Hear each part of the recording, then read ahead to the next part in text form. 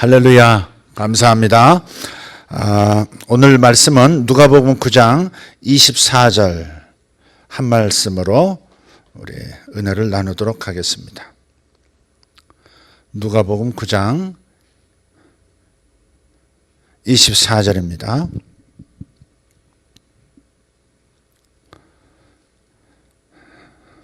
찾으신 줄 알고 같이 읽겠습니다. 누구든지 제 목숨을 구원하고자 하면 잃을 것이요 누구든지 나를 위하여 제 목숨을 잃으면 구원하리라. 한 번 더. 누구든지 제 목숨을 구원하고자 하면 잃을 것이요 누구든지 나를 위하여 제 목숨을 잃으면 구원하리라. 아멘. 자,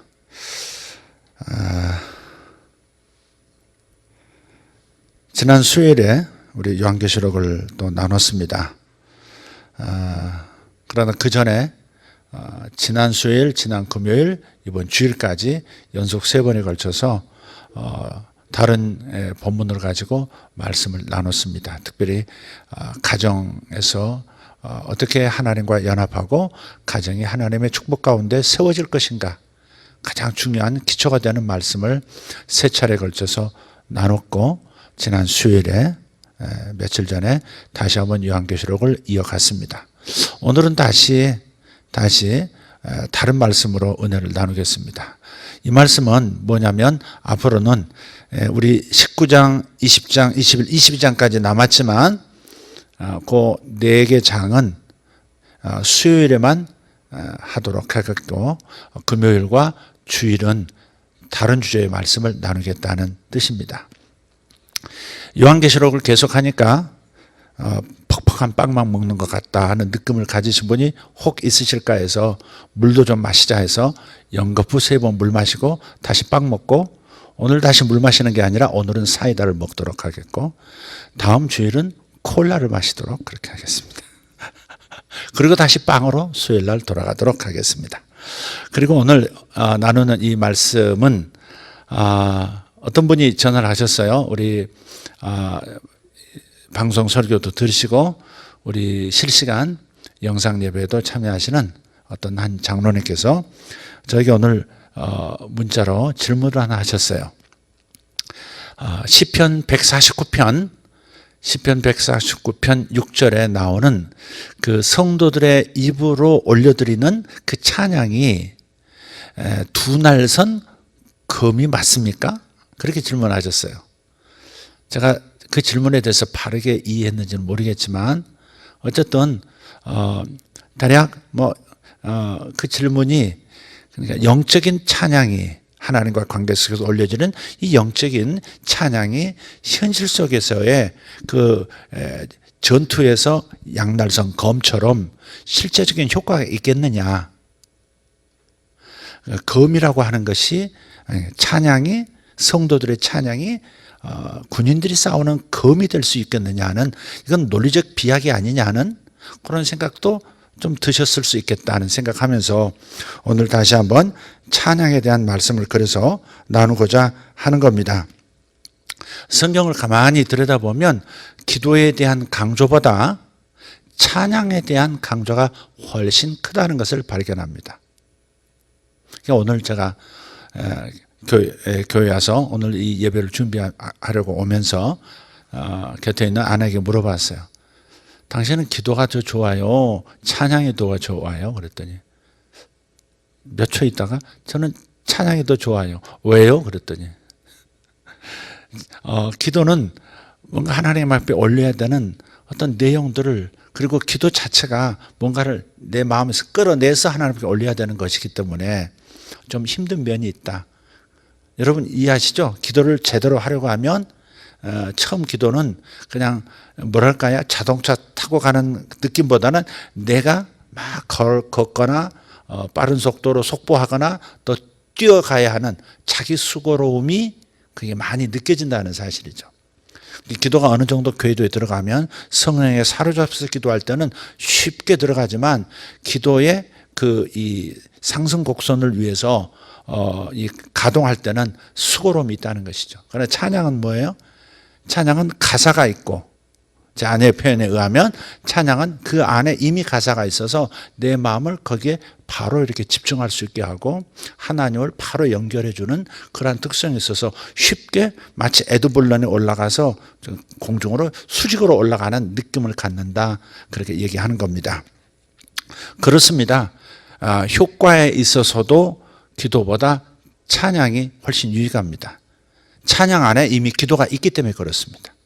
찬양의 가사들은 하나님을 향한 기도가 담겨 있고 하나님의 뜻이 또 담겨 있기 때문에 우리의 기도를 한다고 하는 것은 자기 마음의 격가지들을 다 버리고 잡다한 것들을 다 내려놓고 하나님만 생각하는 그 단계로 접어들어야 하는 고도의 집중력이 필요하기 때문에 조금 힘겨움이 있지만 찬양은 곧바로 중심 이동이 하나님께로 갈 수 있도록 도와준다는 거예요. 그래서 찬양은 또 찬양하다 보면 찬양은 뭐랄까요? 어떤 정화제 역할을 한단 말이에요. 내 마음의 정화제 역할을 해요. 그래서 내 마음에 불순물이 가득 있던 것들이 어때요? 하나님으로 중심 이동을 하면서 이게 다 자기 중심적인 것들이 떨어져 나가기 때문에 그래서 정화를 해주는 역할도 하는 겁니다. 어찌됐든 성경에는 기도를 강조하는 것보다 찬양을 강조하는 내용들이 훨씬 많다는 겁니다. 성경을 찬찬히 읽어보시면 특히 이제 요한계시록이라든지 시편이라든지 이런 쪽을 보면 예배를 강조하는 것이거든요. 요한계시록이 무슨 재앙들로만 가득한 것 같은데 그 사이사이에 가장 중요한 순간들, 가장 심각한 순간 그 틈새 속에 하늘의 장면이 펼쳐지면서 그 하늘에서 벌어지고 있는 그 위대한 예배와 찬양의 그 메시지들이 기록되어 있단 말이에요. 그래서 이 성경을 보면 이 하나님 보좌 주변의 생물들과 수많은 천사들이 끊임없이 하나님을 찬양하고 있다는 사실을 발견하게 됩니다. 그래서 이 살아있는 생물들과 이 모든 피조물들을 뭐라고 할까요? 하나님을 찬양하는 천상의 찬양대, 천상의 성가대로 묘사하고 있어요. 계속해서 끊임없이 하나님을 찬양하고 그분의 높으심과 그분의 아름다우심과 그분의 전능하심과 그분의 섬세하심과 지혜로우심, 모든 영광스러움을 계속해서 높여드리며 칭송하고 있다 이 말이에요. 특별히 시편 148편에서 150편, 아까 149편에 대한 말씀을 드렸죠. 그 148편에서 150편을 보시면 굉장히 아름다운 찬양의 그 중요성에 대해서 말씀을 강조하고 있어요. 시편 145편 10절을 보면 여호와여 주께서 지으신 모든 것들이 주께 감사하며 주의 성도들이 주를 송축하리이다 라고 선포하고 있습니다. 찬양은 천사들이 행하는 최고의 임무인 것이죠. 모든 피조물은 임무가 있어요. 조물주로부터 받은 임무가 있어요. 근데 그 중에서 영물들인 천사들, 이들이 행하는 최고의 사명, 임무는 찬양이에요. 그래서 천국은 거대한 찬양의 노래로 가득 차 있습니다. 그룹들, 스랍들 끊임없이 그분을 송축하고 있어요. 요한계시록 4장 8절, 우리 요한계시록 우리 읽었을 때 발견했을 겁니다. 이미 알고 계세요. 4장 8절을 보면 네 생물은 각각 6날개를 가졌고 그 안과 주위에는 눈들이 가득하더라.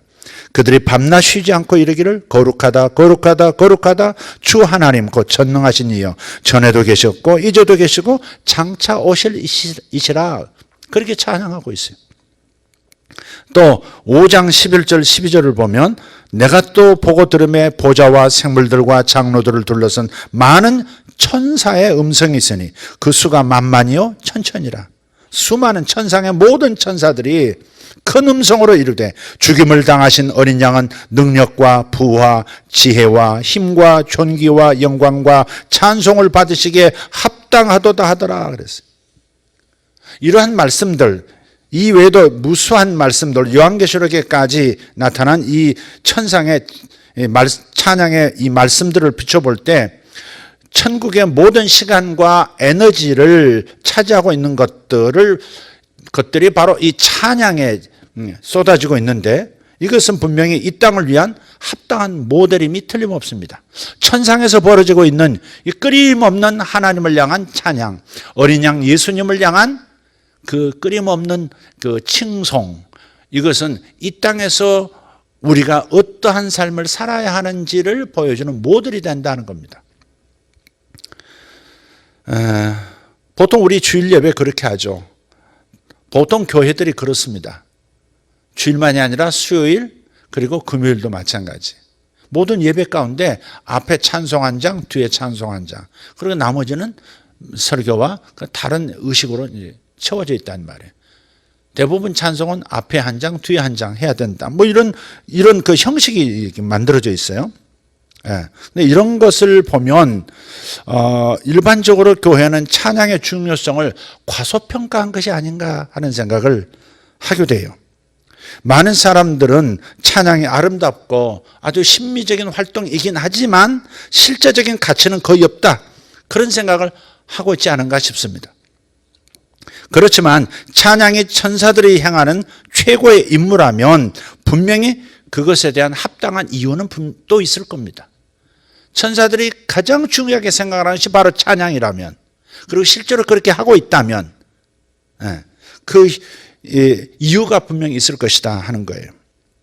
천국 보좌 주위에서 밤낮으로 끊임없이 찬양을 하는 것이 중요시되고 있다면 그것에는 반드시 최상의 결과가 따른다는 것, 그것을 예측할 수 있습니다. 하나님께서 생각하시기에 쓸모없고 불합리한 어떤 활동이 천국에서 계속 행해진다는 것이 가능이나 하겠습니까? 하나님께서 생각하시기에 중요한 것이기 때문에 천상에서 천사들이 끊임없이 밤낮으로 그분에게 영광을 돌리는 이 일을 행하는 것이 아니겠느냐 하는 겁니다. 자, 그리고 우리가 생각해야 합니다. 천사들의 가장 고귀한 임무가 찬양이라면, 또 그것이 모델이라면, 논리적으로 생각해 볼 때 우리 인간들이 행해야 할 가장 고귀한 임무도 찬양이지 않겠습니까?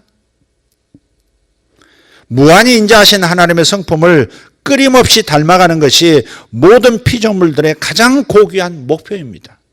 그렇지 않습니까? 예수 믿은 다음 우리들이 가지고 있는 최고의 목표는 무엇입니까? 로마서 8장에서도 분명하게 밝히거니와 맏아들이신 예수 그리스도의 수준에 이르기까지, 그분이 어떻게 하나님을 사랑하고 어떻게 세상을 사랑하시고 어떻게 사람들을 사랑하시고 자신의 목숨을 던져주셨는가, 어떻게 해서 그렇게 고귀한 그런 희생을 하실 수 있는가, 그것을 생각하면서 우리가 끊임없이 그분이 보여주신 삶을 닮아가는 것, 이것이 가장 귀한 목표가 돼야 한다는 겁니다. 자, 그래서 하나님을 대적하며 저주하는 그런 문화, 그런 세력들, 그런 그 사람들이 있는데, 그것은 그 사람 안에 있는 혐오스럽고 악마적이고 가장 천한 모든 것들을 강화시키는 역할을 합니다. 하나님을 대적하고 하나님을 거절하면, 빛이신 하나님을 거절한다면 어둠을 환영하는 결과인 것이고, 자신 안에 내재되어 있던 모든 종류의 혐오스러운 모든 종류의 그러한 천박한 것들, 그런 것들이 강화되는, 어둠에 속해버리는 그러한 역사가 일어난다는 겁니다. 마찬가지로 무한히 인자하신 하나님을 예배하고 찬양하는 것은 우리 속사람 안에 있는 정말 숭고하고 초월적이고 경건한 모든 것들을 강화시켜 줍니다. 우상을 섬기면 우상과 일반이 된다는 성경의 표현이 있습니다. 그러니까 뭔가를 집중하고 그를 계속해서 칭송하는 마음을 가지고 있으면 그 형상을 나도 갖게 되어버린다는 거죠. 난로 곁에 있으면 몸이 자연스럽게 따뜻해지고, 얼음 앞에서 있으면 저절로 시원해지듯이, 그렇게 뭔가 자기가 집중해서 이렇게 가치를 두는 것은 닮아가게 돼 있다는 겁니다. 우상을 섬기면 하나님을 거절하고 우상을 섬기면 우상을 닮아가게 돼 있고, 하나님을 섬기고 예수 그리스도를 사랑하고 그분을 흠모하고 그분을 찬양하면 그분을 닮아가게 돼 있는 것이죠. 반드시 그렇게 되어 있습니다. 그리고 우리 속에 있는 모든 좋은 것들, 하나님이 넣어주신 가장 아름다운 것들, 가장 경건한 것들, 가장 가치 있는 것들이 발현되기 시작하는 겁니다. 그렇기 때문에 우리는 예배하고 찬양하는 가운데 단계적으로 영광에서 영광에 이르게 되는 겁니다. 무한히 행복하신 하나님의 형상으로 변화되어 갑니다. 하나님은 항상 행복하시죠. 하나님은 항상 기쁨 그 자체이시죠. 그러니 그분을 찬송하고 그분을 경배하면 우리는 단계적으로 상황 속에서 계속해서 영광에서 영광에 이른다, 은혜 위에 은혜라 하듯이 끊임없이 그분으로부터 흘러나오는 그 아름다운 빛에 의해서 그분을 닮아가는 그런 역사가 일어나는 겁니다. 그리고 이 과정은 영원히 지속돼야만 합니다.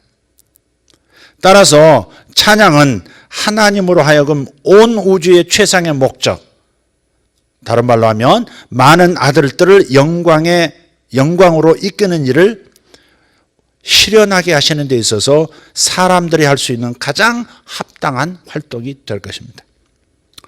자,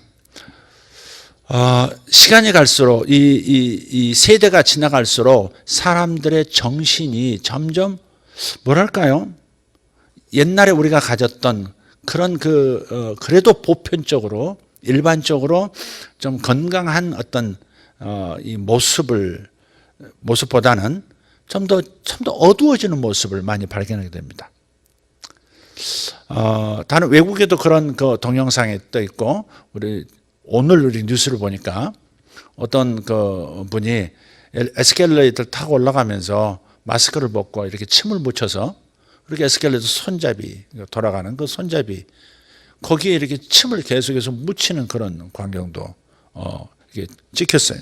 경찰이 추적을 하고 있는 것 같은데, 이 정신건강이라고 하는 것이 좀 문제가 더 점점 심해지는 것 같다 하는 겁니다. 그래서 정신병, 신경장애를 앓고 있는 사람들이 병원 침상의 반을 차지한다. 사실 몸이 아파서 온 것 같은데 사실 정신에서 온 육체적 질환으로 발전된, 그러니까 내적인 정신질환이 몸으로 나타나는 경우가 대부분이라는 것이죠. 그래서 이런 문제를 해결하기 위해서 이 정신건강 그 병원이라든지 단체들이 세워져 있고요. 정신과 분야가 계속해서 발전되어 가고 있습니다. 그런데 저는 이렇게 생각해요. 만약에 우리가 교회에서 하나님과 관계 속에서 행하고 있는 모든 그 예배 형태 중에서 특별히 찬양하는 정말 아름답고 지속적인 그리고 온 마음이 담긴 이런 찬양이, 이 찬양이라는 프로그램 하나만으로도 많은 정신과 병동들을 텅텅 비게 할 수 있다고 저는 확신해요. 모든 정신병들, 모든 신경장애의 핵심은 어디에 있느냐? 자아에 지나치게 집중하게 만든다는 겁니다.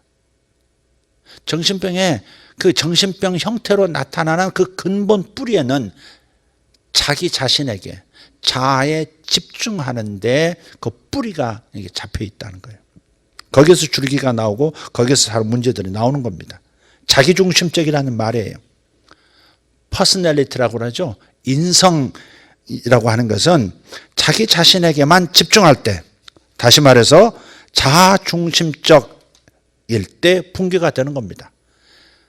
사람은 건강하지 못한 마음은 자기중심적일 때 생겨나는 현상이라 이 말이에요.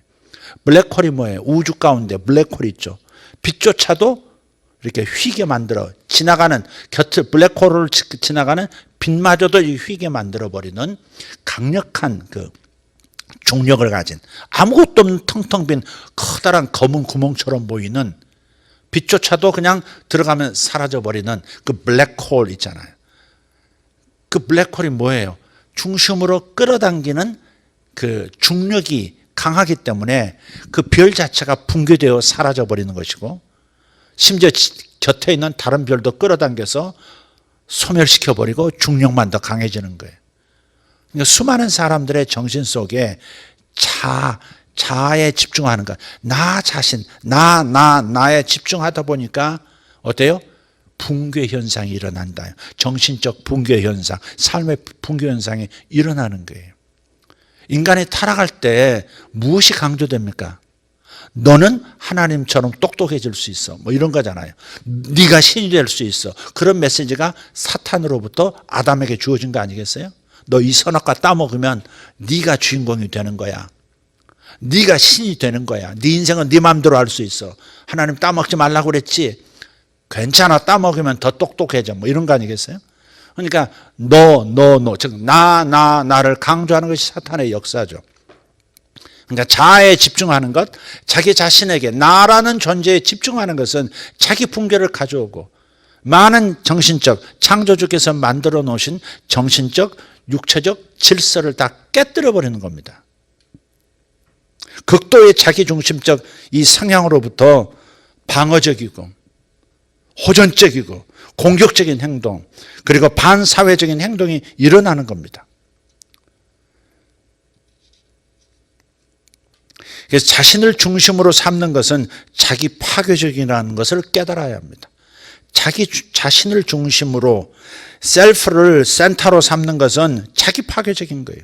그래서 오늘 본문 말씀에 예수님께서는 이 원리를 확인시켜 주는 거예요. 누구든지 자기 목숨을 구원하려 하면 오히려 잃어버릴 것이다.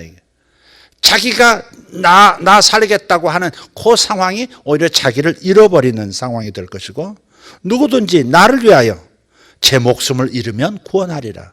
조물주 그분을 주목하면 나를 잃어버리는 것이 되는 것이에요.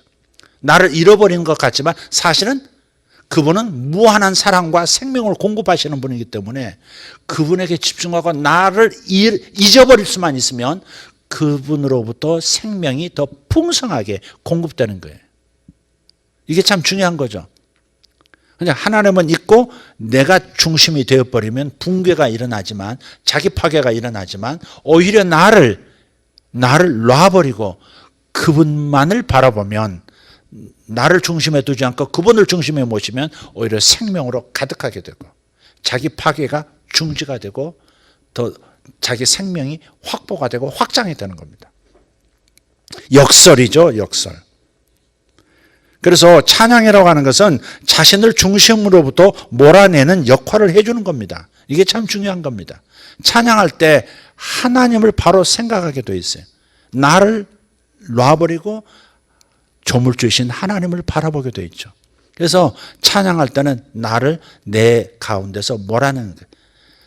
내가 내 자신으로부터 구원을 받는 거예요. 그래서 찬양이 지니고 있는 가장 훌륭한 가치들 중에 하나는 자신을 중심으로부터 몰아낸다 하는 겁니다. 하나님을 경배하고 찬양하기 위해서는 자신도 모르게 초점을 자신이 아닌 하나님께로 맞추어야 합니다. 자신의 자아에 집중한 채로는 찬양을 할 수 없습니다. 자신에게 집중하면 온전한 찬양을 분명히 할 수 없어요. 찬양이 삶의 양식이 되면 파산된 자아가 아니라 무한히 인자하신 하나님이 예배의 중심이 되는 줄 믿습니다. 그리고 그 결과로서 자신의 인생이 적절하게 통합되어지고 파괴적인 그런 스트레스들, 이런 것들이 사라져요. 긴장감도 사라지고. 그래서 정신 건강이 유지가 되는 겁니다. 여러분, 세상 노래도 막 노래를 하다 보면 자신을 잊어버리게 되잖아요.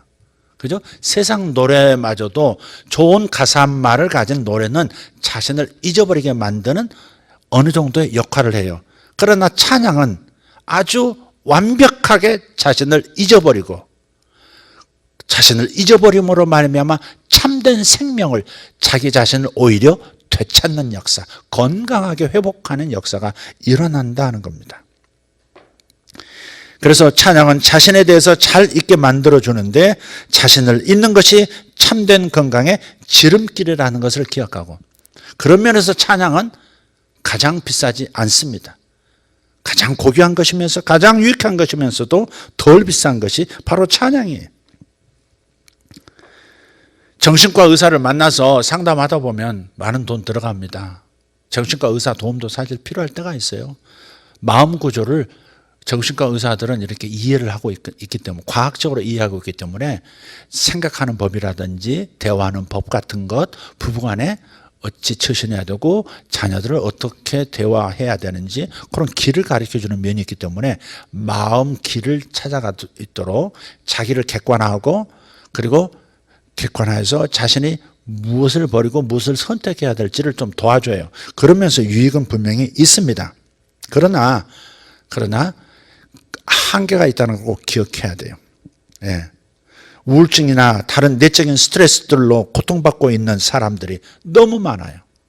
정신과에서 해결해 줄 수 없는 수많은 일들이 있는데, 그러나 우리 거듭난 이 크리스찬들이 무한히 사랑스럽고 온전히 지혜로우신 그 하나님을 바라보면서 부지런히 그분을 찬양하고 경배한다면 반드시 온전한 내적인 치유의 은혜를 맛보게 될 겁니다.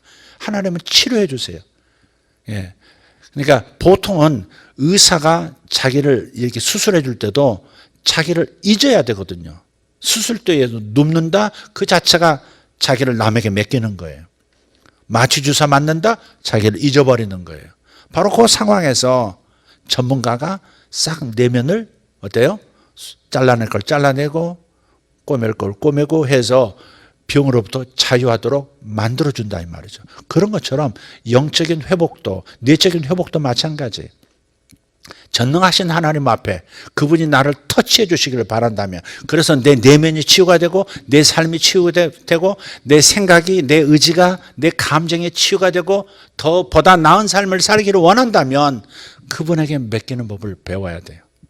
그래서 나를 그분에게 맡기는, 나를 잊어버리고 나를 놔버리고 내가 나를 지키려는 그 몸부림을 놔버리고 온전히 그분을 바라보고 당신의 그분의 그 위대하심과 그분의 능력과 그분의 지혜로우심을 참여하면서 나가면, 그럼 그분의 생명이 그 사이에 나를 놔버린 내 내면의 모든 것들을, 흩어진 질서들을 바로잡아 주시는 역사가 일어나는 겁니다.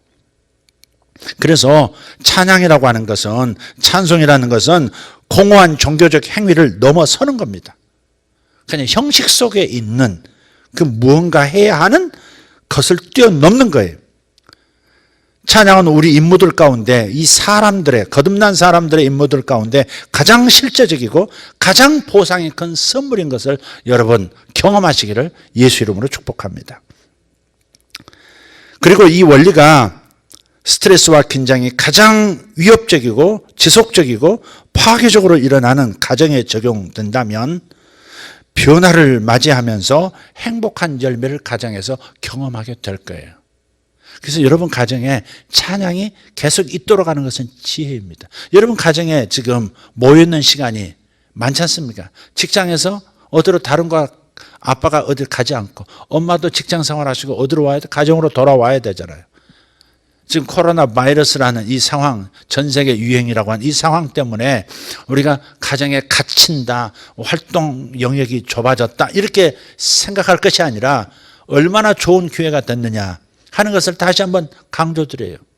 여러분 그 가정 안에서 이제 뭐예요? 여기에 찬양이 계속 흘러나온다면 가정이 집단으로 테라피를 경험할 수 있는 거예요. 가정 집단이 치료될 수 있다는 말이에요. 생각해 보세요. 찬양하면서 동시에 화를 낼 수 없어요. 찬양하면서 분노를 표출할 수는 없는 겁니다. 하나님을 찬양하면서 동시에 화를 낼 수 있어요? 입에서 단물이 나오면서 쓴물을 동시에 낼 수 있습니까? 그렇지 않습니다. 내가 달콤한 물이 내 입에서 흘러나온다면, 그렇다면 화, 분노, 스트레스, 긴장, 불만, 불평 이런 것들은 힘을 잃게 되는 것이죠. 동시에 할 수는 없어요. 가정에서 일어나는 그런 나쁜 버릇들은 찬양과 결코 양립할 수가 없습니다. 자기 연민 때문에 화가 일어나고 자기 방어적이고 그리고 공격성 이런 것들을 몰아내는 데 있어서 찬양처럼 효과적인 것이 없다는 겁니다. 그래서 우리 각 개인이 찬양하는 습관을 갖게 된다면 아마 결혼 상담가, 뭐 가정 상담가 이런 분들은 아마 직업을 잃게 될지도 몰라요. 여러분, 입력되는 것이 출력이 되는 것이잖아요. 인풋이 아웃풋 한다 그러잖아요. 들어온 것들이 바깥으로 나가게 되어 있어요. 하나님을 찬양하는 찬양이 여러분 가정에 끊임없이 있어야 합니다. 아주 좋은 기회예요. 자녀들과 함께 어떤 가정은 피아노를 치면서 자녀들을 이렇게, 오동춘 집사님 영상을 보내주셨는데, 엄마가 뭐 간식을 입에 물고 아이들을 뭐 이렇게 피아노 가르치는 그 광경을 나한테 보낼 줄 모르고 막 입에 물고서 막 했겠지. 근데 아빠가 그걸 딱 짓궂게도 그걸 찍어가지고 나한테 보냈어요.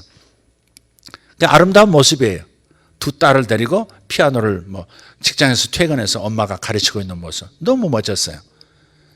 근데 그런 이 찬양과 노래라고 하는 것이 가정을 화목하게 만들어주고 있을 수 있는 바깥에서 몰고 들어온 긴장감들, 스트레스들이 드러나지 않도록 그냥 싹 소멸되도록 만들어주는 거죠. 그러니까 이 과정이 같이 서로 함께 치료되고 그리고 질서가 잡히고 서로 행복해지고 행복을 줄 수 있는 존재라고 확인할 수 있는 아주 좋은 기회가 지금 온 거예요. 여러분이 끊임없이 입에서 찬양이 안 나오더라도 찬양을 계속 틀어놓는다면, 배우자 쪽에서 한쪽이라도 계속 틀어놓는다면 다른 쪽에서도 자연스럽게 듣게 되겠고 아이들도 듣게 되겠고, 우리 청년이 찬양을 틀어놓고 하나님을 흥얼흥얼 따라 이렇게 하나님을 경배하고 있다면 그럼 온 가족에게 또 영향을 끼치죠. 그래서 찬양과 분노, 찬양과 화, 찬양과 스트레스, 찬양과 긴장감은 공존할 수 없다는 겁니다. 빛과 어둠은 공존할 수 없어요. 빛이 있으면 그만큼 어둠은 없는 겁니다. 빛이 없으면 어둠은 그 자리를 차지하죠. 같은 공간 안에 빛이 있는 동안은 어둠이 절대 들어올 수 없습니다. 그것을 지속적으로 반복하는 지혜로운 처신들이 필요한 거예요. 그래서 여러분 그렇게 하고 계시는지, 아마 그렇게 하고 계시라고 믿지만 다시 한번 강조해요. 여러분 가정에 찬양이 끊임없이 흘러나오도록 하십시오. 여러분이 끊임없이 찬양할 수는 없어요. 육체적인 한계 때문에. 그러나 끊임없이 찬양을 귀로 듣고 마음으로 부를 수는 있어요. 그러다 보면 에너지가 있으면 같이 따라 부르기도 하고, 그러다가 기도하게도 되어지고, 그리고 자신의 연약성들, 자신의 자기 연민, 자기를 불쌍히 여기는 그런 마음들 있잖아요. 자기를 알아주지 않는다고 생각하는 그 섭섭함과 분노들, 불평들, 이런 것들은 그냥 봄눈 녹듯이 사라지는 거죠. 자, 그래서 찬양이 성경에서 왜 그렇게 중요하게 부각되고 있는가?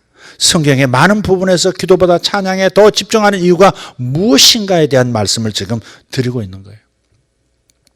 어떤 이유에서인지 사탄은요, 기도보다 찬양을 더 두려워합니다. 다시 말씀드릴게요. 사탄은 기도보다 찬양을 더 두려워합니다. 몇 가지 이유가 있지만 이런 것도 있어요. 기도는 응답을 목표로 하잖아요. 나의 유익이 됐든 남의 유익이 됐든 온 세상의 유익이 됐든 어쨌든 하나님께 탄원하고 청구하는 게 있잖아요. 하나님 청원합니다. 부탁합니다. 그런 거 기도 아니겠어요? 그런데 기도는 응답을 목표로 하고 있는데, 응답받는 기도는 의심 없는 기도여야, 의심이 전혀 없는 믿음의 기도여야 응답이 있거든요. 근데 찬양은 바로 그 마음에 있는 의심들을 쉽게 떨어내버린다고요. 왜? 자기에게 집중하다 보면 이거 안 이루어지면 어떡하지? 이거 반드시 이루어져야 하는데, 이 문제 반드시 해결돼야 내가 그 다음을 기약할 수 있는데 하는 그 문제 자체에 집중하는, 그래서 온전히 하나님이 역사하실 것이라는 믿음을 못 가진 채 두 마음을 가진 채 기도하는 경우가 많거든요. 기도하면서도 의심하고 기도하면서도 안 믿어지고, 그러니까 기도가 힘들고, 그러다 보니까 기도가 점점 더 안 하게 되어지고 그런 것도 있거든요. 그러나 찬양 안에는 이미 기도의 요소가 들어가 있어요. 다른 말로 하면 찬양은 곡조 있는 기도라, 그렇게 표현도 하잖아요. 그래서 하나님의 뜻이 찬양 안에 담겨 있고요, 하나님 앞에 구하는 그 기도의 내용도 찬양 안에 있어요. 근데 초점이 나 자신에게서 하나님께로 딱 이동을 하게, 하나님에게 찬양을 하는 거기 때문에 나를 잊어버린다고요. 그러면 내게 붙어있던 의심들, 내게 있던 의심들, 내게 어떤 불순물들이 자신도 모르게 떨어져 나가요. 정화된다고요. 예. 그래서 찬양은 기도를 정화도 시켜주는 거예요. 다른 말로 다시, 찬양은 곡조 있는 기도인데, 찬양은 그래서 믿음으로 가득한 기도를 드리는 것이고, 그래서 응답이 더 빠른 거예요. 사탄은요, 끊임없이 인간 삶을 지배하기를 원해요. 그 악한 영, 그 마귀는 끊임없이 인간 사회 전체를 지배하고 싶어 해요. 그런데 우리가 믿음으로 하나님 앞에 기도하게 된다면 사탄은 힘을 잃게 되는 것이죠. 하나님의 응답이 쏟아지면 사탄의 지배력이 점점 더 약화되는 것이지 않겠어요?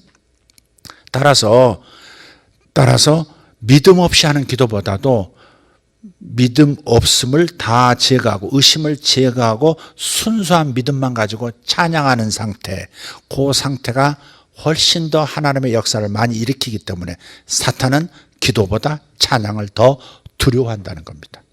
사람의 마음이 하나님께로 이동되잖아요. 사람의 마음이 자기 자신에게 집중되고 단지 물질적인 거, 보이는 것에 집중되기를 이렇게 유도하는 것이 사탄의 역사인데, 사람이 그런 불안을 떨쳐버리고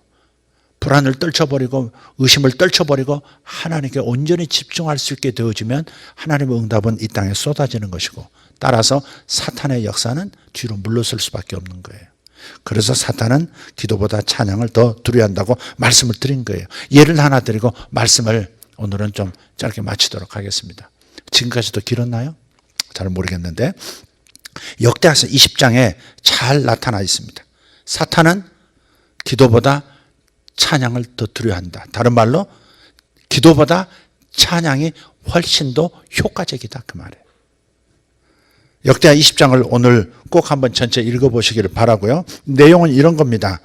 모압과 암몬과 세일산의 모든 그 거주민들이 유다의 왕인 여호사밧에 대항해서 전쟁을 선포합니다. 3개 민족이 연합해서 이스라엘 민족, 유다 민족을 공격하는 거예요. 그래서 즉시로 이 왕 여호사밧이 믿음이 있으니까, 믿음 있는 사람이라 즉시 이 상황을 해결하기 위해서 온 나라에 명령해서 회개하고 금식하고 기도를 하게 합니다. 이번에 코로나에 대해서 전쟁을 선포하면서 미국의 트럼프 대통령이 트럼펫을 불었죠. 나팔 불듯이 선포했어요. 국가를 위한 기도의 날로 어느 날을 선포한 거예요. 그래서 모든 교회에서, 아니 교회만이 아니라 다른 어떤 이 정치적 공간 안에서도 기도하기 시작, 목사님들 초청해서 기도하고 찬양하고 예배하는 겁니다. 얼마나 멋진지 몰라요. 그의 믿음이 어느 수준인지 내가 잘 모르지만 그러나 일국의 대통령이 하나님 앞으로 우리 함께 나가자, 그분이 우리를 구원해 주시리라, 조급해하지 말자. 그래서 이 특송하는 어떤 여성이 나와서 찬양을 하는데요. 그게 이제 마리아와 마르다 자매의 오라버니 나사로가 죽었을 때 죽기 전에 예수님을 초청했죠. 예수님 빨리 오셔서, 다른 도시에서 지금 일하고 계시는데 빨리 이곳으로 오셔서 우리 오라버니 죽기 전에 고쳐주세요. 막 이렇게 사람 보냈잖아요. 근데 예수님께서 그 소식 듣고 다른 일 보시고 천천히 오셨어요. 죽은 지 사흘이 지난 다음에 오셨다고요. 그런데 그 무덤에서 나사로야 나오너라 라고 선포하시면서 나사로가 죽음 가운데서 영혼이 다시 몸으로 들어가서 살아나오잖아요. 그것을 이제 뮤지컬 형태로 찬양을 하는 겁니다. 그러면서 그 메시지는 뭐냐면, 조급해하지 말자, 당장 그렇지 말자. 그러나 하나님께서는 반드시 당신의 때 우리 미국인들을, 그리고 이 땅의 모든 고통당하는 사람들을 자유케 해 주실 것이다.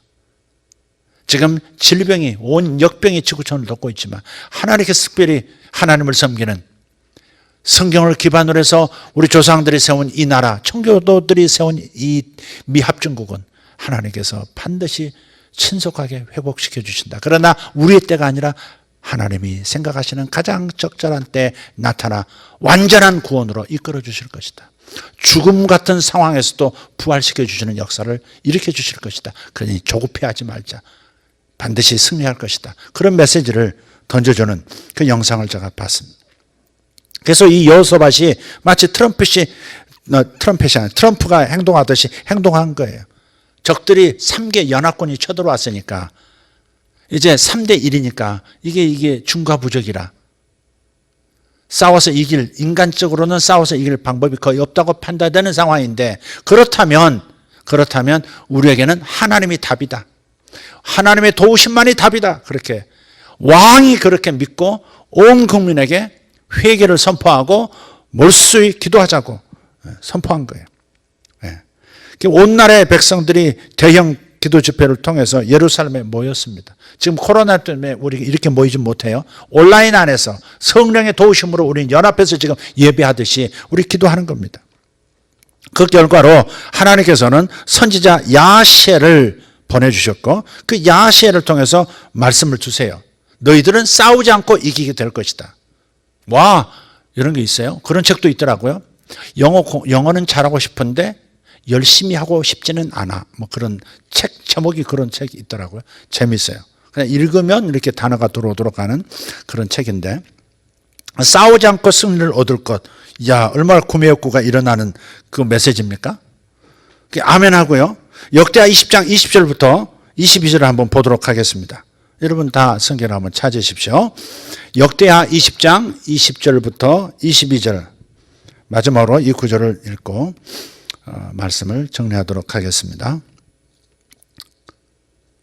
역대하 20장 20절 22절 읽습니다. 이에 백성들이 아침에 일찍 일어나서 드고와 들로 나가니라. 나갈 때 여호사밧이 서서 이르되 유다와 예루살렘 주민들아 내 말을 들을지어다. 너희는 너희 하나님 여호와를 신뢰하라. 그리하면 견고히 서리라. 아멘 합시다. 그의 선지자들을 신뢰하라. 그리하면 형통하리라. 아멘. 백성과 더불어 의논하고 노래하는 자들을 택하여 거룩한 예복을 입히고 군대 앞에서 행진하며 여호와를 찬송하여 이르기를 여호와께 감사하세 그의 인자하심이 영원하도다 하게 하였더니, 그 노래와 찬송이 시작될 때에 여호와께서 복병을 두어 유다를 치러 온 암몬 자손과 모압과 세일산 주민들을 치게 하심으로 그들이 패하였으니. 세상에 이런 전쟁이 어디 있습니까? 지금 적들하고 지금 화살이 날아오고 포가 막 터지는 이런 상황에서 성가대가 맨 앞에 있다고, 찬양팀이 맨 앞에 있다고 하는 이런 전쟁이 어디 있습니까? 근데 이 상황에서 찬양이 왜 그렇게 효과적이었는지를 우리는 발견해야 합니다. 이것은 영적인 싸움, 보이지 않는 영들 사이의 싸움이 있었기 때문에 그렇습니다. 그러니까 하나님을 따르는 이 유다가 메시아 왕국, 하나님의 왕국이었기 때문에 사탄은 메시아이신 예수께서 이스라엘 백성들, 이 유다를 통해서 메시아이신 예수님이 오지 못하도록 이스라엘을 지워버리기를 원했던 것이죠. 이스라엘을 완전히 멸망시키면 우리가 배웠던, 우리가 구속사에서 말씀을 나눴던 여자의 후손이 올 수 없기 때문에 여자들을 다 제거하면, 여자는 하나님의 메시아를, 예수님을 이 땅에 탄생시키는 그 조상 계보를 여자라고 그랬어요. 그 여자 계보를 다 유다를 멸망시켜버리면, 그러면 메시아가 이 땅에 올 수 없고 메시아이신 예수가 이 땅에 오시지 않으면 인류는 구원될 수 없다. 이거기 때문에 메시아를 배출하기로 약속된 아브라함의 후에 유다 백성을 제거하기를 원했던 거예요. 그래서 암몬 자손, 세일, 그리고 모압 자손이 연합해서 이스라엘을 공격한 것은 단순히 그냥 이 지상에 있는 그냥 전쟁이 아니라 하나님의 백성들을 제거함으로써 예수가 이 땅에 오시지 못하도록 하려는 사탄의 종용에 의해서 일어난 전쟁이다 이 말이에요. 우리가 그러니까 이 땅에서 일어나는 일들의 배후에 영적인 충돌, 영적인 흐름이 있다는 걸 기억해야 돼요. 내 삶에 왜 생명현상, 풍성한 삶이 아니라 어두운 삶, 패배하는 삶, 실패하는 사람이 이어질까? 그렇다면 도대체 영적인 영역에서 어떤 일이 있기에 내가 현실의 삶에서 이렇게 연약한 삶을 살아가고 있는 것인가? 우리 가문은, 우리 가정은 왜 이렇게 연약한가를 파악할 수 있어야 된다 이 말이에요. 왜 나는 이런 성격을 갖고 왜 나는 이런 고통을 겪고 있는가? 그것이 왜 끊어지지 않는가? 그렇다면 잠시 잠깐 자신의 삶에 집중하는 것을 내려놓고 내 삶의 배후에 악한 사탄이 어떻게 나의 삶을 지배하려고 하는가를 생각해 보라 이 말이에요. 지난번에 말씀드렸죠.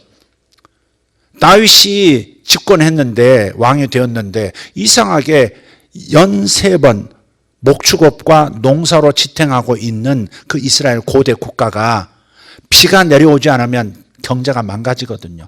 경제가 망가지면 어떻게 돼요? 왕권도 약해지고 다윗도 위험해지거든요. 경제가 호황이고 잘 돌아가면 어때요? 리더가 덕을 입습니다. 근데 연달아서 3년 동안 비가 안 온 거예요. 연분연 3년 동안 기근이 임한지라 성경 그렇게 돼 있죠. 다윗이 이상하다. 첫 해 때도 생각을 못 한 거예요. 왜 이런 일이 일어날까를 생각 안 하는 거. 아, 비가 안 왔네. 큰일이다. 하나님 비 좀 내려주세요. 이런 마음을 가졌겠죠. 그러나 영적인 세계에서 뭔가가 있다는 것을 깨닫지 못했다 이 말이에요. 근데 두 번째도 다음에도 기근이 오고 그 다음에도 비가 내리지 않고 연 3년 그러니까 나라가 이제 망하게 생겼어요. 그제서야 다윗이 깨달은 거예요. 아, 이게 무슨 영적인 원인이 뒤에 있는 거 아닌가? 이렇게 생각한 거예요. 바로 이런 생각을 할 수 있어야 된다 이 말이죠. 이런 생각을 할 수 있어야 돼요. 왜 모압과 암몬과 세일산이 연합해서 하필 이 시기에 지금 유다가 지금 국방력이 강화되지 않은 상태인데 왜 이럴 때 강력한 적이 등장했을까? 아, 이것은 우리 조상들 때부터 하나님의 약속이 있었는데 그것은 우리 백성, 이 이스라엘을 통해서 이 온 지구를, 인류를 구원할 메시아가 태어나신다고 하는 이 약속, 이 약속이 이루어지지 못하도록 사탄이 지금 역사하고 있구나. 예수님이 이 땅에 오시면 사탄이 멸망하고 사탄이 영원히 지옥 불못으로 떨어질 텐데 그래서 예수가 오지 못하도록 메시아가 이 땅에 오시지 못하도록 이스라엘을 멸절시키려 하는구나 라고 생각을 했어야 했다 이 말이죠. 여호사밧은 알았어요. 이제 알았던 거죠. 그래서 이제 기도하자고 했고 그리고 찬양팀을 앞에 세운 거예요. 그래요. 그래서 여호사밧의 기도와 찬양 프로그램을 통해서 적들이 가지고 있는 무기보다 훨씬 더 효과적인 무기가 되도록 만들었던 거예요. 찬양이 무기였던 거예요. 저에게 질문하셨던 그 장로님, 시편 149편 6절에 나타난 성도들의 입에서 나오는 찬송이 적들을 파괴하는 양날 검과 같다는 말씀의 진정한 의미는 바로 역대하 20장에 있는 겁니다. 이게 찬양을 통해서 모압, 암몬, 세일을 종용해서 전쟁을 일으켰던 사탄의 힘이 어때요? 찬양을 통해서 영적인 세계에서 충돌을 일으킴으로써 사탄에 의해서 움직였던 세력 간에 혼란이 일어났고 결국은 모압, 암몬, 이 세일의 연합군이 스스로 서로 싸워서 스스로 다 망해버립니다. 찬양의 결과예요. 찬양의 결과예요. 그래서 성가대의 찬양과 성가대가 찬양하자마자 하나님의 복병이 쳤다 그랬거든요. 그 천사들이 역사하는 겁니다. 여기서 하나님의 복병은 천사들이 역사한 겁니다. 찬양은 천사들이 움직이게 만들어요. 그래서 모압, 암몬, 세일을 움직였던 사탄의 그 군대를 파괴하도록 저들을 공격해서 서로 무너져 내리도록 만들었고 그 영적인 세계에서 변화가 물질적인 세계에서 적들은 패배하고 하나님을 찬양하는 이스라엘은 승리하도록 그렇게 만들었던 거죠. 그래서 여러분 이것이 여러분 삶에도 적용이 되어야 합니다. 여러분이 혼란스럽고 무엇을 선택해야 될지 어느 길로 가야 될지 무슨 결정이 옳은 결정인지 모르고 더 나아가서 자꾸 내 안에서 나를 넘어지게 만들고 원망하고 불평하고 그리고 자신이 없어지는 이런 상황들, 두려움에 휩싸이는 이런 상황들, 그것은 단순히 내가 약한 것이 아니라 내 안에 있는 하나님의 부르심과 하나님이 내게 맡기신 사명을 이루지 못하도록 사탄이 나를 실족하게 만들려고 공격하고 있는 것이다. 그렇게도 생각하라 이 말이죠. 그럴 때 제일 좋은 방법은 뭐예요? 영적인 싸움이 내 삶에 보이지 않는 영역에서 일어났고 그 일 때문에 내가 자꾸 패배하는 상황이고 연약해진 상황이라면 찬양을 통해서 여러분은 다시 승리를 거머쥘 수 있고 여러분의 삶을 다른 상황으로 몰고 갈 수 있다. 승리의 상황을 거머쥐게 만들어줄 수 있다는 겁니다. 그래서 찬양이 중요한 겁니다. 어떤 형태든 찬양의 습관을 가지셔야 합니다. 기도보다 찬양이 더 많기를 바라요. 훨씬 효과적입니다. 사탄은 기도보다 찬양을 더 두려워한다. 이 영적인 진수를 여러분이 잘 이해하시고 적용하시기를 바라요. 여러분 가정에서 승리하기를 원하는 거 있으면 승리하게 해주세요. 승리하게 해주세요. 믿음 없는 반복된 주문처럼 반복된 기도 많이 하지 말고 승리하게 하실 하나님을 찬양하십시오. 그러면 사탄은 타격을 받고 떠나갈 것이고 나는 그 찬양을 올리면서 나를 잊어버리고 하나님을 기억하면서 하나님의 생명이 내게 흘러들어오고 하나님의 능력이 내게 흘러들어오고 나는 강해지고 나는 승리하면서 사탄은 약해지고 사탄은 패배하고 도망가게 되는 것이죠. 그래서 찬양이 중요한 것. 찬양은 권능입니다. 찬양은 가장 중요한 무기입니다. 찬양은 성도가 입으로 사용하는 양날선 검과 같습니다. 한쪽 날만 서 있는 것이 아니라 이쪽도 칠 수 있고 저쪽도 칠 수 있는 스워드, 양날선 검. 그래서 내 삶의 좌도 다스릴 수 있고 내 삶의 우도 다스릴 수 있고 그래서 내 앞도 제거할 수 있고 내 뒤도 방어할 수 있는 강력한 힘이 찬양에 있습니다. 하나님을 찬양하는 데 집중하십시오. 여러분 조금만 한번 시도해 보세요. 어느 순간순간에 내가 왜 이러지 하는 순간에 그럼 찬양을 해보자. 찬양을 해보자. 여러분 기억나는 찬양 뭘 찬양할까요? 해서 떠오르는 찬양을 조용히 읊조리기 시작하면 금세 여러분의 마음이 회복이 되고 제정신이 돌아오고 승리에 대한 자신감이 생기고 하나님이 나를 전후좌우로 둘러 이끌어 주신다는 확신이 생기고 그래서 패배하지 않는 그래서 올바른 정신 상태에서 올바른 결정도 내리고 판단할 수 있는 그런 상황에 마음이 될 겁니다. 여러분 가정에서 특별히 찬양을 틀어놓으세요. 자녀들이 잠잠해질 거예요. 자녀들이 에너지가 싹 소멸된 것처럼 힘이 없어진다는 얘기가 아니라 자녀들의 날카로움이 없어지는 걸 경험하실 거예요. 자녀들이 예민하고 서로 싸우고 다투고 답답해하던 그 상황, 그걸 또 말리느라고 부모가 또 에너지를 소진해야 되는 이런 상황들이 찬양 한 방으로 다 날아갈 거예요. 왜냐하면 여러분이 해야 할 일을 하지 못하고 여러분이 가져야 할 생각과 마음가짐을 갖지 못하도록 하나님을 경건히 섬기고 그분을 닮아가도록 하는 이 일을 마귀가 방해하기 때문에 그래서 심지어는 자녀들이라는 상황을 통해서도 여러분의 마음을 어렵게 만들 수도 있는 겁니다. 왜 계속해서 짜증나게 되어지는 상황이 이어지지? 왜 배우자는 왜 나를 안 알아주고 이런 상황을 자꾸 만들지? 거기에 함몰되지 말고 그럴 때는 나를 잊어버리고 나를 잃어버리고 하나님을 기억하고 하나님께 몰입할 수 있는 찬양으로 들어가십시오. 찬양이 잘 떠오르지 않거든 찬양을 틀어놓으십시오. 얼마나 좋습니까? 네. 스티브 잡스가 여러분 손안에 세상의 모든 종류의 찬양을 안겨주고 갔잖아요. 엉뚱한 거 뽑아다 듣지 말고 찬양을 계속 끊임없이 여러분 차 안에서 눌러 퍼지게 여러분 가정에서 눌러 퍼지게 그래서 여러분 마음에서 계속 공명이 일어나고 그래서 하나님의 임재가 가득하도록 빛이신 하나님이 가득해지면 어둠의 존재인 사탄은 소멸되어 버리는 거예요. 여러분 가정에 승리가 오기를 바랍니다. 찬양으로 역대하 20장의 역사가 여러분 가정에 충만히 임하길 바라고 경험되어지기를 예수 이름으로 축복합니다. 할렐루야. 이 코로나 상황도 하나님 앞에서 코로나를 잊어버리고 주의를 하지 말라는 말이 아니라 코로나에 대한 두려움을 내려놓고 어디까지 확대될 것인가? 언제까지 이 나라가, 언제까지 세계가 이럴 것인가? 이러다가 많은 사람이 죽는 거 아닌가? 이런 생각도 다 내려놓고 그냥 하나님을 찬양하는 데 집중하십시오. 요한계시록이 모델입니다.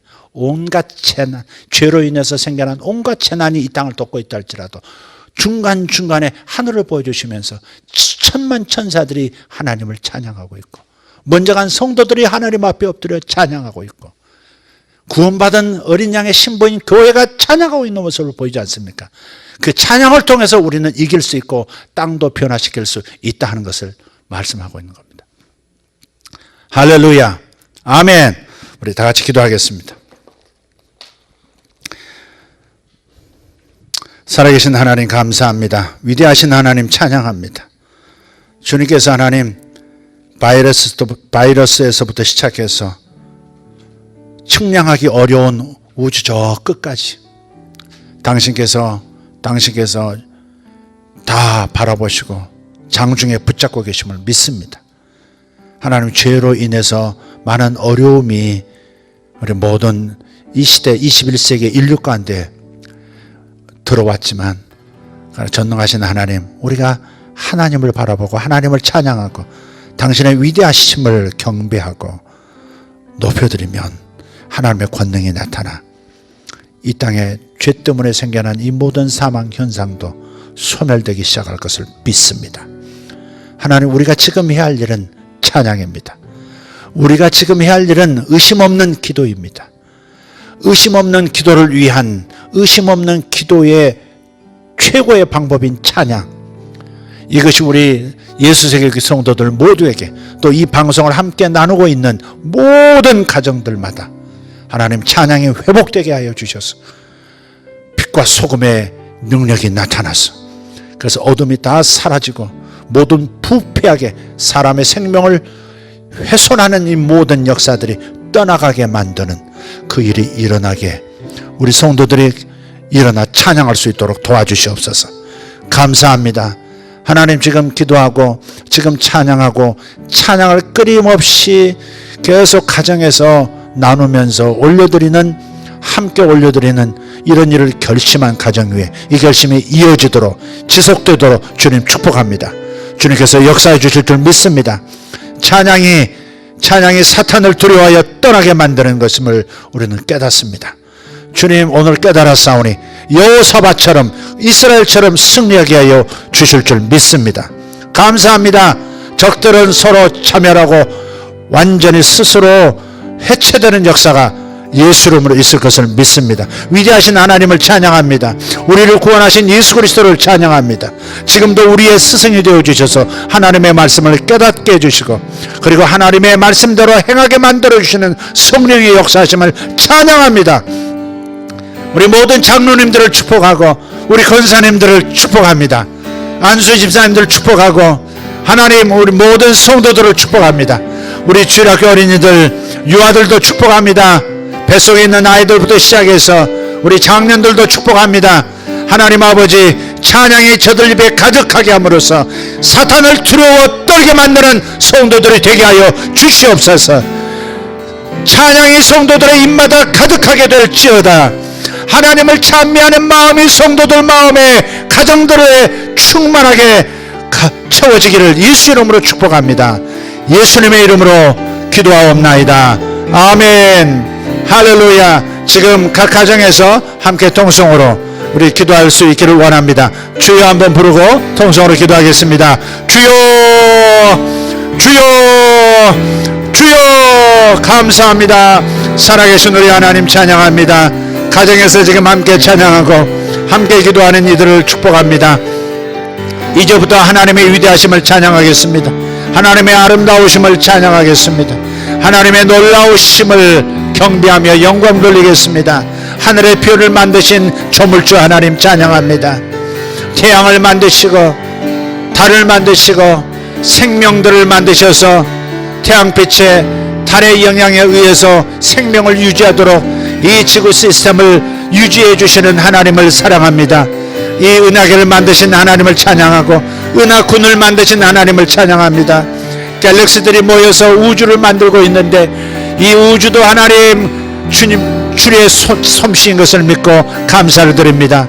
하나님의 인류의 역사를 시간을 만드셔서 시간마다 세대마다 사람들로 하여금 살아가게 하시고 하나님의 목적, 하나님의 임무를 완성시켜 나가도록 주님께서 힘을 공급해 주시고 깨닫게 하시고 말씀으로 인도해 주셔서 감사합니다. 위대하신 하나님 감사합니다. 위대하신 하나님 감사합니다. 우리는 하나님 위대하신 하나님의 자녀입니다. 우리는 예수 그리스도와 함께 하나님 보좌 옆 아버지 어린 양의 보좌에 함께 앉게 주셨습니다. 어린 양이 앉으신 테이블에 함께 앉게 해주신 하나님을 찬양합니다. 예수 그리스도 우리를 사랑하사 자기 목숨을 버리신, 자기를 버려 우리를 사랑해 주신 그 예수 그리스도의 사랑, 그 사랑으로 인해서 살아난 것을 감사드립니다. 예수님의 사랑과 예수님의 희생을 감사드립니다. 주님 감사합니다. 아직도 하나님을 모르고 하나님을 향하여 감사하고 하나님을 아버지라 부르지 못하는 수많은 영혼들, 하나님 다 예수 믿게 하시고 하나님의 자녀들 되게 하시고 하나님 살아계신 거 알고 하나님의 복을 받으며 하나님의 생명을 누리며 살아갈 수 있도록 주님 역사하여 주시옵소서. 감사합니다. 하나님 병으로 고생하는 수많은 이들 축복합니다. 저들에게 하나님 다시 한번 새로운 기회를 주시옵소서. 저들을 회복되도록 역사하여 주시옵고 저들이 강한 생명력으로 살아나게 하시며 저들이 회복되어 주의 사명을 잘 감당하는, 이제부터는 하나님을 잘 섬기고 더 잘 섬기는 이들이 되게 하여 주시옵소서. 하나님 성도들의 재정을 지켜주시고 성도들이 하나님 자신도 모르게 재정을 훼손시키고 재정을 잃어버리는 일 없도록 주님 도와주시옵소서. 아버지 하나님 쥐떼처럼 달려들어서 하나님의 성도들의 재정적 영역에 어려움을 주려고 하는 사탄의 모든 시도들 떠나가게 하여 주시옵소서. 주여 감사합니다. 주여 감사합니다. 주여 이 시간 우리 기도할 수 있기를 원합니다. 재정에 어려움을 주려는 사단의 모든 계략들은 무너지게 하실 하나님을 찬양합시다. 무너지게 하실 하나님을 감사하십시다. 주님, 우리의 재정을 공격하는 사단을 떠나가게 하시고 우리의 재정을 지켜주심을 감사합니다. 손해보지 않도록 만들어주고 계심을 감사합니다. 손해볼 수 있는 구조를 바꿔주시고 계심을 감사합니다. 그러한 지혜를 우리에게 주시옵소서. 자신이 어디에서 손해를 보고 어디에서 하나님 주신 복을 놓치고 있는지 하나님 깨닫는 깨달음을 주시옵소서. 또 깨닫게 만들어주는 하나님의 종들을 보내주셔서 하나님, 내가 내 삶을 바꾸고 내 재정을 위험하게 만드는 모든 행위에서 벗어날 수 있도록 주님 행동하게 하여 주시옵소서. 이 어려운 시기를 통해서 하나님의 교회 성도들에게 재정의 어려움까지 끼치려고 하는, 건강을 위협하며 재정에도 위협을 가하는 사단의 모든 세력은 예수 이름으로 떠나가게 됨을 감사합니다. 예수께서 우리를 하여금 생명을 얻되 더 풍성하게 하시고 모든 복으로 복을 받게 하고 계심을 감사합니다. 지금 이 시간 다시 한번 기도합니다. 성도들 가정에서, 성도들의 재정 구조에서 손해보게 만드는 모든 구조들, 사탄이 재정을 훔쳐가는 모든 것들 다 제거되게 하여 주시옵고 다 주의 성령의 물로 소멸시켜 주시옵소서. 그리고 하나님, 이제 모든 것들이 하는 것마다 잘 되게 하시고 생각보다 더 잘 되게 하시는 역사가 일어나게 하여 주시옵소서. 공부를 하는 학생들에게 모든 공부 가운데 모든 학문 속에서 오직 하나님의 위대하심을 발견할 수 있도록 수학을 공부하면서 수학의 하나님을 깨닫게 도와주시고 물리학을 공부하면서 모든 물리 현상을 창조하신 하나님을 발견하게 도와주시옵고 하나님, 5 손가락 5 발가락 2 손 2 발을 두시고 아버지 이 땅을 살아가도록 만드신 위대하신 조물주 하나님을 찬양하며 조물주 하나님을 아버지로 모시고 살아가는 수많은 사람들 지금 나타나게 하여 주시옵소서. 아버지, 역병 전염병 때문에 두려워 떠는 사람들이 이제는 예수님 안으로 돌아와 예수님의 보호를 받고 성령의 지지를 받는 역사, 성령의 인침을 받는 역사가 있게 하여 주시옵소서. 아버지, 재난이 있을 때, 이 땅에 재앙이 있을 때에 아버지 성령께서 인치시면서 성령께서 구원받을 자의 이마에 인치시면서 이들은 건드리지 말라고 하셨던 것처럼 주님 앞으로 돌아오는 영혼들이 많아지게 하여 주시옵소서. 우리 형제자매들이 예수를 믿고 구원받게 하시고 아버지 가정들마다 이 도시에서 부흥이 일어나게 하여 주시옵소서. 교회는 한데 모여서 지금 예배하지 못하고 있지만 흩어진 영역에서 이상스럽게 예수 믿고 연합되어지는 역사들이 많이 일어나게 하시는 것을 감사합니다. 신천지 같은 이단들이 무너지게 하시고 JMS 같은 이단들도 드러나 소멸하게 하시고 통일권도 하나님 그 정체가 드러나 완전히 이 사회에서 소멸되는 역사가 이 지구촌에서 소멸되는 역사가 있게 해주시고 각종 이단들이 소멸되는 역사가 있게 하여 주시옵소서.